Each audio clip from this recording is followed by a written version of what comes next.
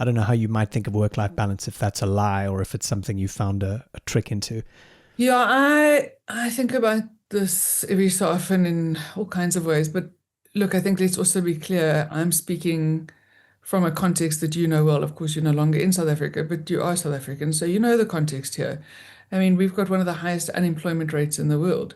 I forget the number, Mm. I'm too depressed to look at it, but I do know that the number officially hovers in the 30%, from what I can remember or choose to remember. And of course, the way that our Office of Statistics defines unemployment in South Africa is you're only unemployed if you have looked for a job in the last 7 days and haven't found one.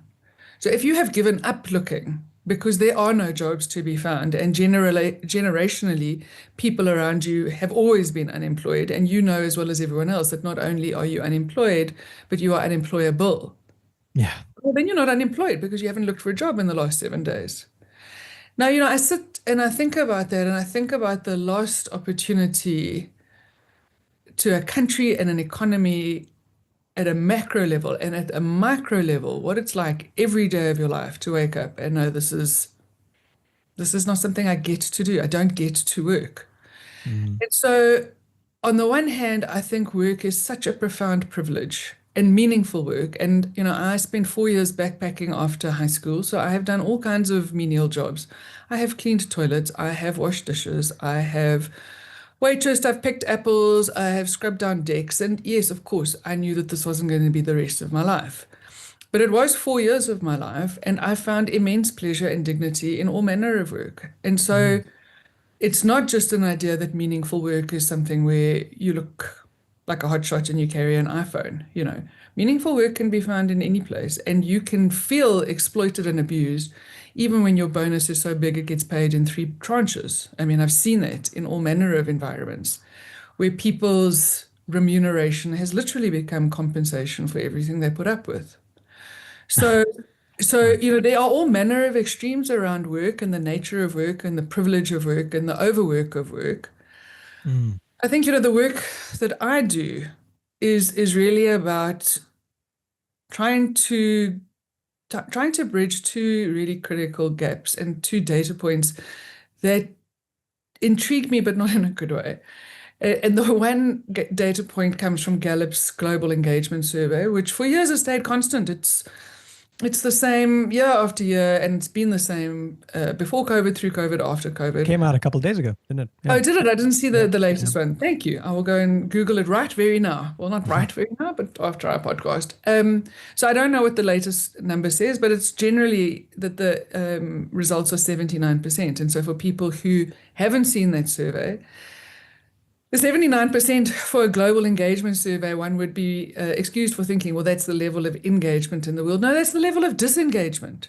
So just to frame that number right, so you're saying 4 out of 5 people are recognized as being disengaged from their work globally in Yeah, that survey. well, 7.9 out of 10, 79 out of 100. Yeah. Yeah. Well, not Wow. 7.9 out of 10. Yeah, that would be difficult. But Staggering. that Mm. that's either passive disengagement. So, the great resignation, you're pitching up, as a friend of mine says, the wheel is turning, but this hamster's dead. This Right. hamster's Right. died.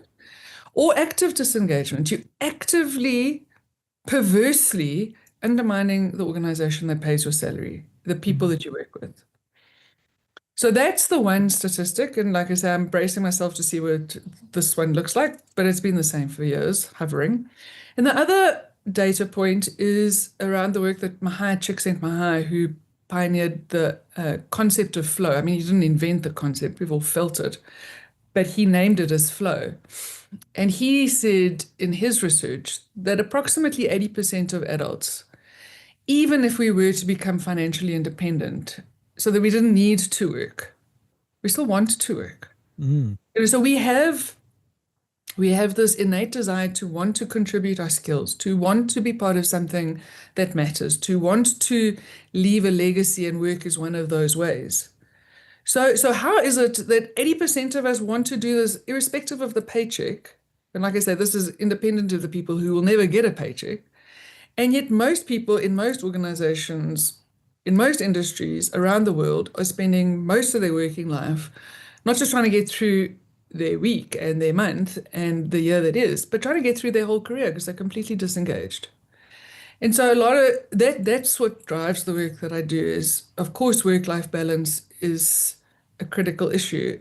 But as with Aristotle's virtue theory 2000 years ago, the virtue is somewhere between the two vices. Mm. Overwork and an impossibility of defining myself other than through my role and what I do and get paid for, you've probably missed a trick. But a complete disengagement from work and the privilege of work, well, I think that's another vice.